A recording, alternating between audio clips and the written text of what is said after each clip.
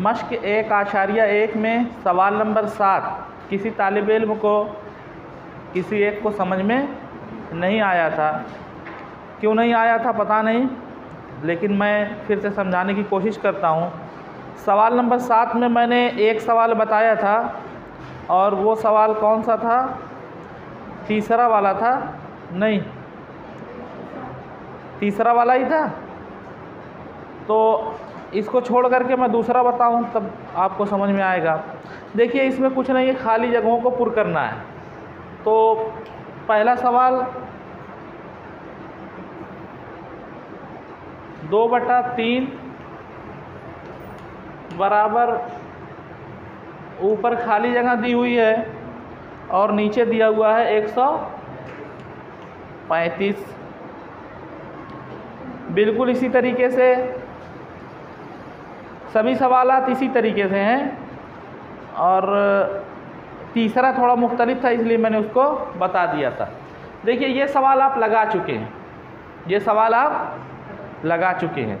कौन से सवाल में? सवाल नंबर 5 में, सवाल नंबर 6 में ये सवाल आप हल कर चुके हैं। उसमें सिर्फ इबारत दी हुई थी, इसमें खाली जगह दी हुई है।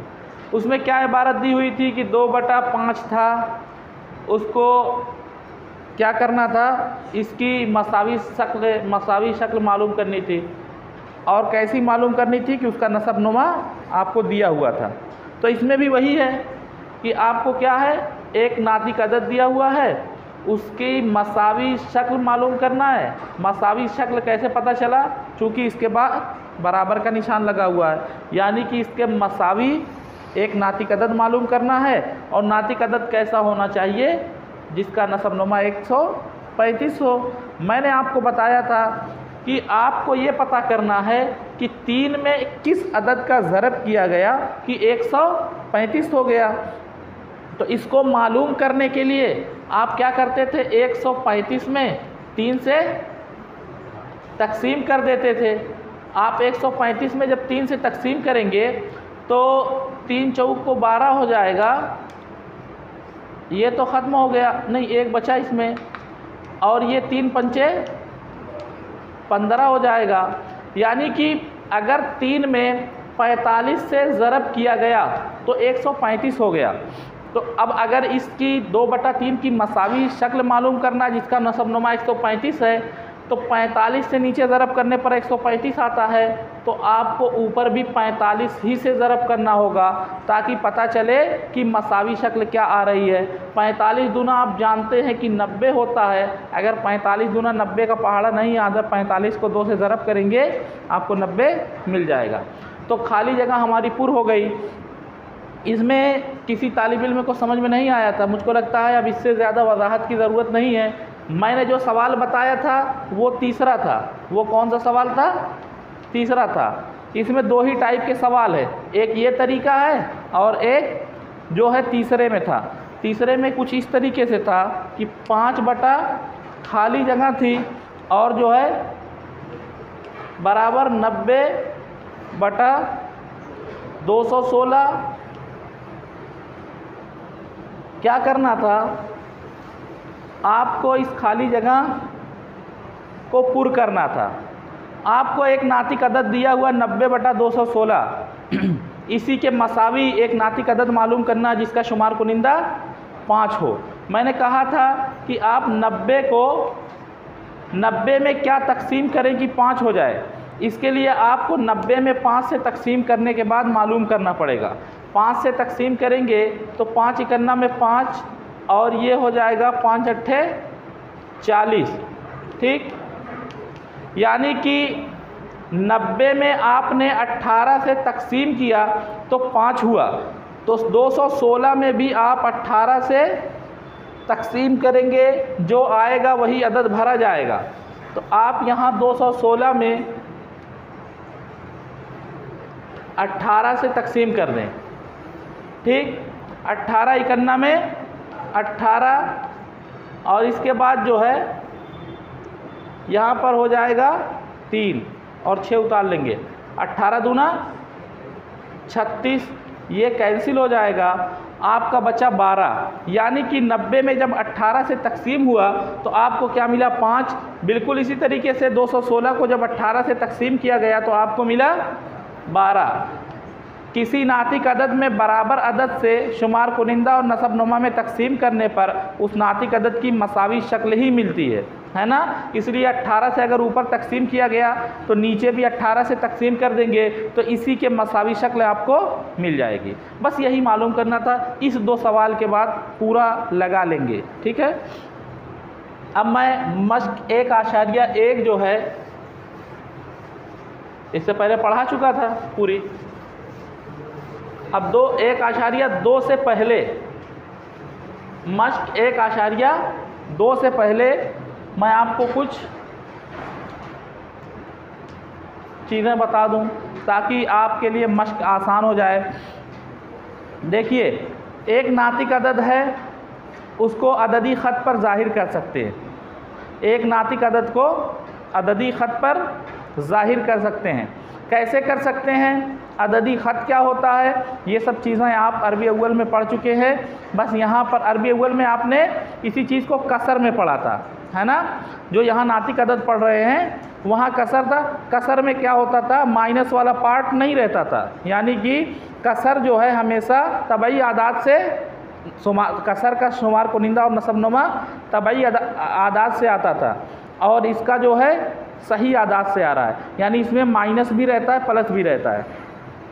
तो जो आपका अददी ख़त बनेगा, अददी ख़त क्या होता है, एक ख़त मुस्तकीम होता है, एक ख़त मुस्तकीम होता है, यानी कि एक सीधा ख़त होता है, उसके दरमियान में एक जगह सिफर ले लेते हैं और उसके बाद बराबर दूरी पर दोनों तरफ यानी दाहिने और बाएं बढ़ते चले जाते हैं। कहाँ तक? लामहदूद।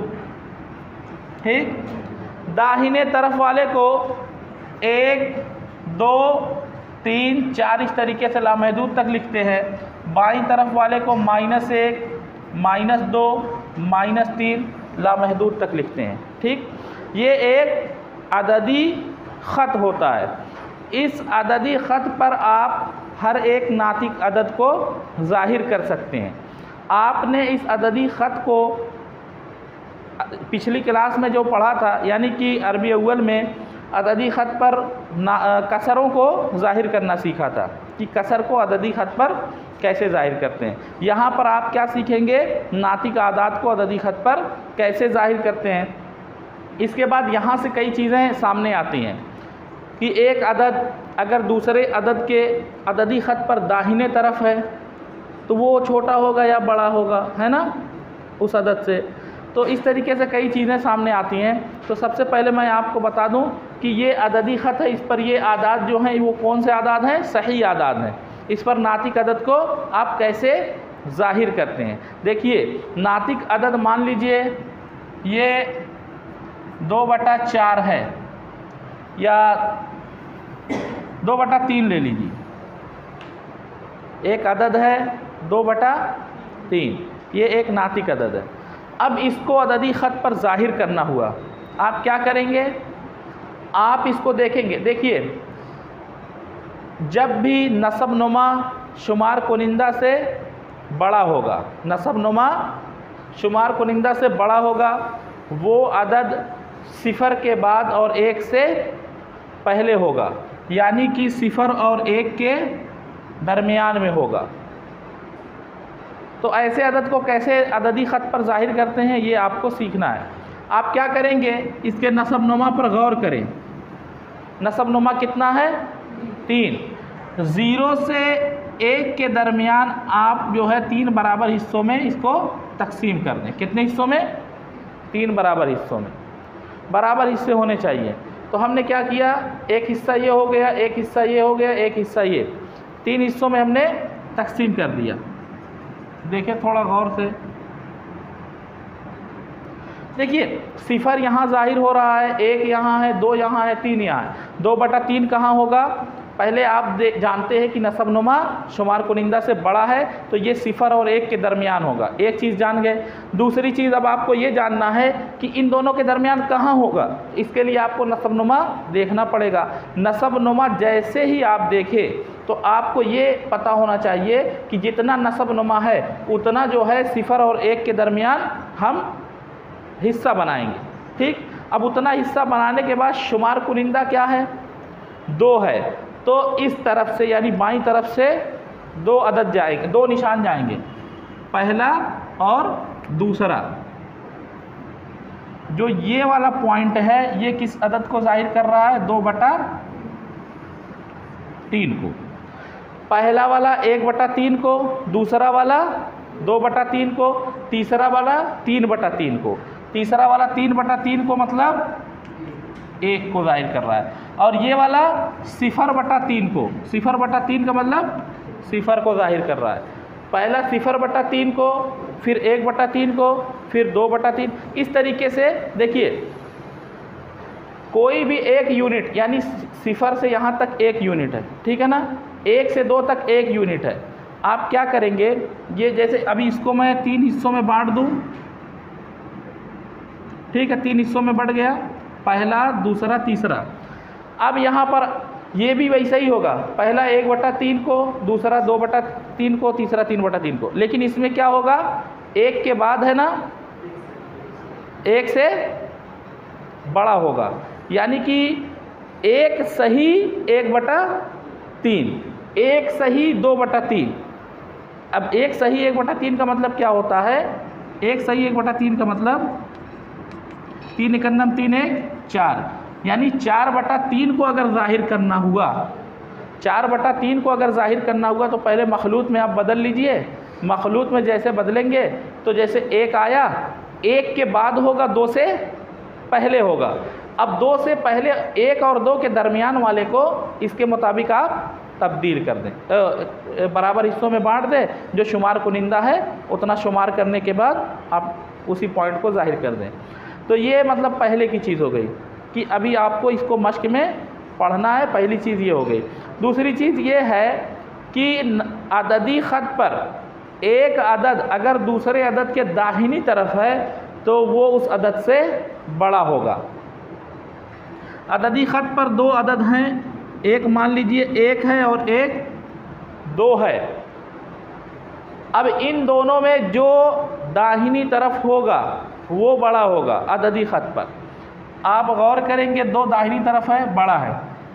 अब देखिए -3 है, -2 है, इसमें जो दाहिनी तरफ होगा वही बड़ा होगा। आप गौर करेंगे अददी ख़त पर ये दाहिनी तरफ है, 3 के दाहिनी तरफ है तो ये बड़ा होगा। 2 बातें हो गई। एक बात यह है कि अददी ख़त पर किसी नंबर को, किसी नातिक अदद को कैसे जाहिर करते हैं, है ना।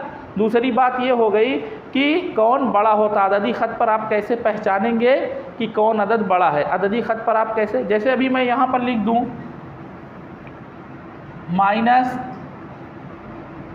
-2 सही 1/2, ठीक, और यहीं लिख दूँ 1 सही नहीं, 1 सही नहीं, 1 सही -1 सही 1/2।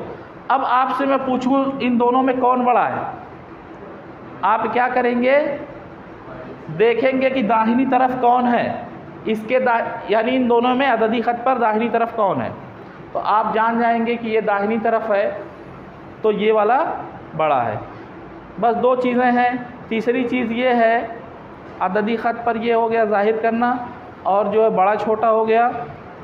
और तीसरी चीज़ है मुतलक कीमत। देखिए अब इसको पहले मिटा दो उसके बाद बताऊँ।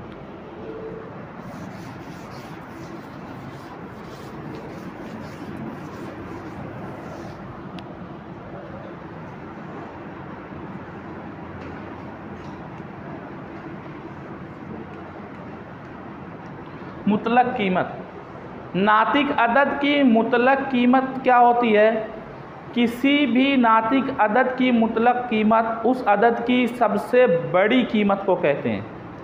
जैसे मैं यहाँ लिख दूँ 5/9, ठीक है ना। 5/9 जो है इसकी मुतलक कीमत 5/9 होगी, चूँकि 5/9 सबसे बड़ा 5/9 ही है। मैं यहाँ लिख दूँ -5/6, इसकी मुतलक कीमत क्या होगी? 5/6 होगी, माइनस नहीं लगेगा। मुतलक कीमत का मतलब सबसे बड़ी वैल्यू, किसी भी अदद की सबसे बड़ी वैल्यू क्या होगी? तो ये क्या होगी? 5/6। इसको कुछ इस तरीके से मालूम करते हैं। जैसे मान लीजिए आपसे सवाल कर रहा है कि -5/6 की मुतलक कीमत मालूम कीजिए, तो आप 5/6 को मुतलक कीमत के लिए कुछ इस तरीके से लिख देते हैं। इसको मॉड, इंग्लिश में क्या कहते हैं? मॉड कहते हैं। अगर इसके बाद फिर आप जो है बराबर लगाते हैं -5 और नीचे वाले को अलग लिखते हैं। देखिए -5 की मुतलक कीमत क्या होती है? 5, और 6 की मुतलक कीमत 6, ठीक है ना? यही होती है। यानी कि अगर आपसे कहे कि -5/6 की मुतलक कीमत मालूम कीजिए, तो आप क्या करेंगे? फ़ौरन इसको मॉड में करेंगे मुतलक कीमत के लिए, ठीक? मुतलक कीमत के लिए इसको मॉड में करेंगे। मॉड में करने के बाद कुछ इस तरीके से हल कर देंगे। ये 3 चीज़ें हैं इस मश्क में, और इससे ज़्यादा कुछ नहीं है। यानी कि बड़ा छोटा आपको पता करना है, बड़ा छोटा अदद और अददी ख़त पर ज़ाहिर करना है, और तीसरी चीज़ मुतलक कीमत है। तो मैं अब सीधा मश्क पर आपको आता हूँ, 1-2 सवालात बताता हूँ, देखिए आपको कैसा लग रहा है।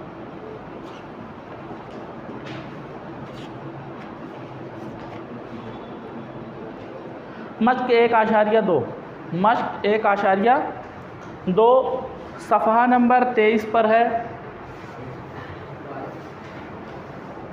22 पर।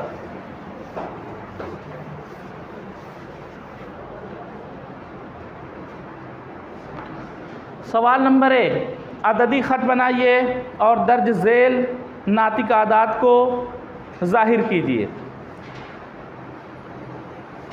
पहला है आपका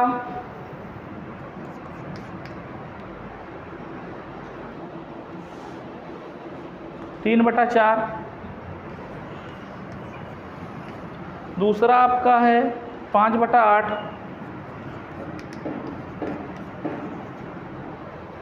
तीसरा आपका है 3/8, 5/8, और चौथा क्या है? 3/16। ये सवाल नंबर 1 है। आपसे कह रहा है एक अददी ख़त बनाइए और इन आदाद को ज़ाहिर कीजिए। अब जाहिर सी बात है, 4 में से अगर मैं 2 कर दूं, आप 2 कर दें, तो आपको भी समझ में आएगा और मुझे भी समझ में आ जाएगा, ठीक है? तो मैं ये सोच रहा हूँ कि मैं पहला कर दूँ, नहीं दूसरा कर देता हूँ और तीसरा कर देता हूँ, और चौथा, ठीक है? बाकी आप कर लेंगे। मैं दूसरे के लिए अददी ख़त बना रहा हूँ, आप गौर करें, बिल्कुल उसी तरीके से बनाना है। 0, देखिए आप यहाँ पर देख लें, नसब नुमा बड़ा है या शुमार कुनिंदा? नसब नुमा बड़ा है या शुमार कुनिंदा? तो आपको नज़र आएगा कि नसब नुमा शुमार कुनिंदा से बड़ा है। तो आप जानते हैं जब इस तरीके का नातिक अदद होता है तो वो 0 और 1 के दरमियान में होता है। जब 0 और 1 के दरमियान में होता है तो हमारा काम जो है बिल्कुल आधा हो जाता है, यानी हमारा काम 0 और 1 ही का रह जाता है। तो हम 0 से 1 और ज़्यादा से ज़्यादा 2 बनाएंगे, बहुत बड़ा अददी ख़त बनाने की ज़रूरत नहीं है। तो इसी तरीके से इधर भी -1 -2। अब देखिए आप देखिए फिट यानी स्केल और पेंसिल का इस्तेमाल करिएगा, डार्क वाली का, और साफ शफाफ बनाइएगा। तो अब आपको 0 से 1 के दरमियान 8 बराबर हिस्सों में तकसीम करना है, बांटना है। मैं देखिए बांटने के लिए एक अंदाज से फिट से नाप के बांटेंगे, साफ साफ रहेगा, ठीक है? मैं यहाँ अंदाज से बांट रहा हूँ तो थोड़ा बहुत इधर उधर होगा। 1 2 3 4 5 6 7 बार अगर मैं खींच दिया तो समझ लो 8 हिस्सों में तकसीम हो गया। कैसे गिन लो, 1 2 3 4 5 6 7 8, है ना। अब देखिए 8 हिस्सों में तकसीम हो गया। अब शुमार कुनिंदा पर गौर कीजिए। शुमार कुनिंदा 3 है, तो हम बाईं तरफ से 3 यूनिट जाएंगे, 1 2 3। ये वाला जो पॉइंट है ये किसको जाहिर करेगा, 3/8 को, 3/8 को। यही जो है बिल्कुल यही चीज़ है। आप जो है, मैं फिर चौथे के लिए बना देता हूँ, बाकी आप बना लेंगे। तो इतनी आसान चीज़ आपको कहीं नहीं मिलेगी।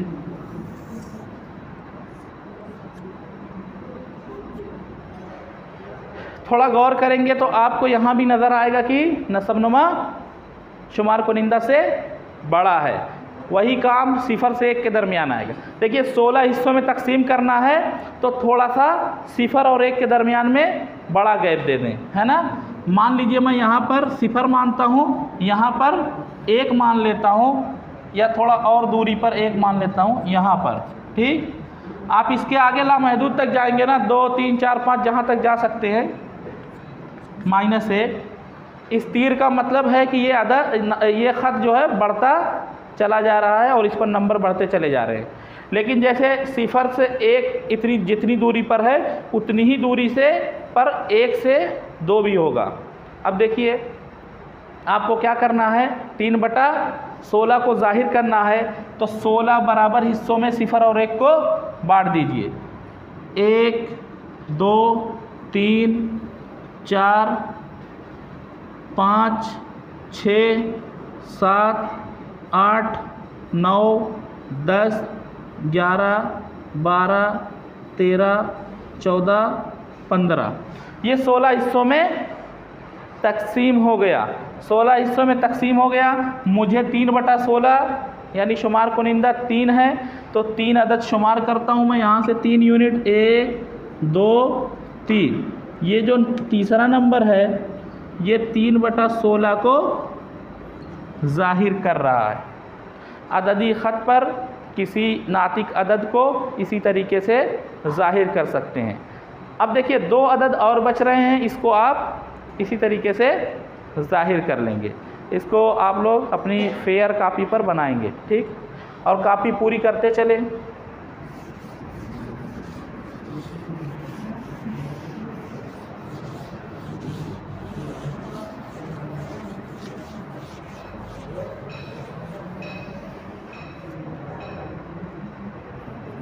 सवाल नंबर 2,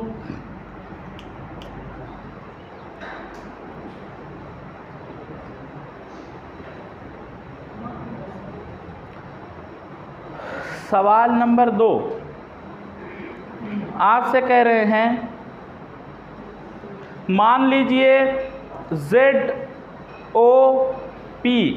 अददी ख़त पर बिल तरतीब 3 0 और -5 को ज़ाहिर करते हैं। शक्ल 1.5 में आप पहले देखें, ठीक है ना। तो शक्ल 1.5 में बना देता हूँ, उसके बाद आप देखते रहें। कुछ इस तरीके की शक्ल बनी हुई है। इसमें O जो है वो 0 को ज़ाहिर कर रहा है, ये O है, ठीक, ये 0 को ज़ाहिर कर रहा है। और P जो है वो 3 को ज़ाहिर कर रहा है, यहीं कहीं P है, वो 3 को ज़ाहिर कर रहा है। अब फिर देखें, और आपसे कह रहा है कि कहीं Z है जो -5 को ज़ाहिर कर रहा है। अब देखिए ये शक्ल हो गई 1.5। आपसे कह रहा है O और P के दरमियान 3 निशान Q, R और S इस तरह हैं कि RS बराबर SP और OQ बराबर QR। बताइए SRQ किन नातिक आदात को ज़ाहिर करते हैं। अब Z और O के दरमियान एक नुक्ता T इस तरह है कि ZT बराबर TO। बताइए T किस नातिक अदद को जाहिर कर रहा है। देखिए O के बाद 3 निशानात हैं, Q, R, S, और यहाँ पर एक निशान है T। निशान कैसे हैं? निशान ऐसा है कि यहाँ से यहाँ तक की दूरी यहाँ से यहाँ तक की दूरी के बराबर है, ठीक है। और इसी तरीके से यहाँ से यहाँ तक की दूरी इसके बराबर है और ये दूरी इसके बराबर है, यानी कि सभी निशान जो है बराबर हिस्सों में इस 0 से 3 को तकसीम किए हुए हैं। और ये जो T है वो कुछ इस तरीके से है कि यहाँ 0 से यहाँ तक और यहाँ से यहाँ तक बराबर है, ठीक है। अब आपसे कह रहे हैं QRS ये किन नातिक आदाद को जाहिर कर रहे हैं। आप क्या करेंगे? आपको कुछ नहीं करना है। आप देखिए यहाँ से लेकर यहाँ तक कितने वो हैं, यहाँ से यहाँ तक कितना यूनिट है? 3 यूनिट। यहाँ से यहाँ तक 0 से 3 यूनिट है, यानी कि 3 यूनिट है। अब इसको कितने बराबर हिस्सों में तकसीम किया गया है? कितने बराबर हिस्सों में तकसीम किया गया है? 1, 2, 3, 4 बराबर हिस्सों में तकसीम किया गया है। पहला वाला जो है 3 ज़रब 1/4 को जाहिर कर रहा है। देखिए हम अभी तक 0 से 1 के दरमियान अगर 4 हिस्सों में तकसीम है, 0 से 1 के दरमियान, तो पहले वाले को 1/4 कहेंगे, दूसरे वाले को 2/4, तीसरे वाले को 3/4, चौथे वाले को 4/4। लेकिन ये 0 से 1 तक की बात हो रही है, ये 0 से 3 की बात हो रही है, यानी कि 3 ज़रब 1/4 और इसको 3 ज़रब 2/4 और इसको 3 ज़रब 3/4। इन तीनों आदाद को पूछ रहा था, यानी इन तीनों पॉइंट्स को पूछ रहा है ये किस नातिक अदद को जाहिर कर रहे हैं। तो आप क्या कर रहे हैं? पहला 1/4, अगर यहाँ 1 होता 1/4, यहाँ पर कितना है? 3 है, यानी यहाँ से यहाँ तक 3 यूनिट है, तो 3 ज़रब 1/4। यहाँ से यहाँ तक 3 यूनिट है, 3 ज़रब 2/4 दूसरा पॉइंट। तीसरा पॉइंट 3 ज़रब 3/4। अब यही जो है यानी कि Q जो है किसको जाहिर कर रहा है? 3/4 को। जब 3 का 1 में ज़रब होगा तो 3 इकन्ना में 3। और R जो है किसको जाहिर कर रहा है? 2। देखो इसको काट सकते हो, 2 इकन्ना में 2, 2 दूना 4, तो ऊपर 1 और नीचे 2, 3 इकन्ना में 3, 3/2 है ना। यहाँ पे ना काटो, यहाँ पे कंफ्यूज हो जाओगे, नीचे काट देते हैं। 3 ज़रब 2/4, तो देखो 3 दूना 6 हो जाता है, 6/4। इसको काटोगे 2 से तो 2 तिहाई 6, 2 दूना 4 कट कर आएगा।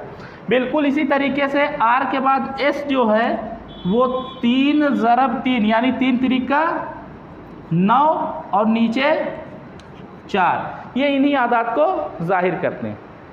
बात ख़त्म हो गई। अब ज़रा गौर करें, यहाँ से यहाँ तक कितना यूनिट है? -5 यूनिट। 0 से यहाँ तक -5 यूनिट है। और ये कुछ T जो है इस तरीके से रखा हुआ है कि यहाँ से यहाँ तक की दूरी, यहाँ से यहाँ तक की दूरी बराबर है, यानी T जो है 2 बराबर हिस्सों में इसको बांट रहा है, यानी 0 से 5 को 2 हिस्सों में बांटा गया है, बराबर हिस्सों में।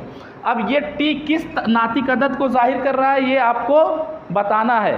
तो आप क्या करेंगे? ये 2 हिस्सों में बांट रहा है तो नसबनुमा 2 होगा, और 2 यहाँ से पहला है तो 1/2 होगा, लेकिन ये यहाँ से यहाँ तक की दूरी 5 यूनिट है, तो -5 ज़रब 1/2, यानी T किसको जाहिर कर रहा है? -5 इकन्ना में -5 और बटा 2, ठीक है। टी किस अदद को जाहिर कर रहा है? -5 बटा 2 को। मुझको लगता है ये भी बहुत ही आसान था। जिनको ना समझ में आए वो एक बार फिर से पूछ लेंगे, अगर समझ में आ जाए तो बहुत अच्छी बात, 2 बार घुमा के देख लेंगे, समझ में आ जाएगा, ठीक है ना। देखिए यहाँ यहीं से आप समझेंगे बात, ये 0 से 1 तक है तब हम 1/4 लिखते हैं, लेकिन ये 0 से 3 तक है तो 3 ज़रब 1/4 हो जाएगा, समझे बात, बस इतना ही है। और यहाँ 0 से -5 तक है तो -5 ज़रब 1/2 हो जाएगा, भले ही 2 हिस्सों में बटा है, यानी ये 5 का आधा है और ये जो है 3 का चौथैया है, इस तरीके से। तो ये सवाल नंबर 2 हो चुका है। सवाल नंबर 3 में आपसे कह रहा है मुंदरजा झेल नातिक आदाद के कौन से जोड़े मसावी हैं, बराबर है। कितना वक्त हुआ?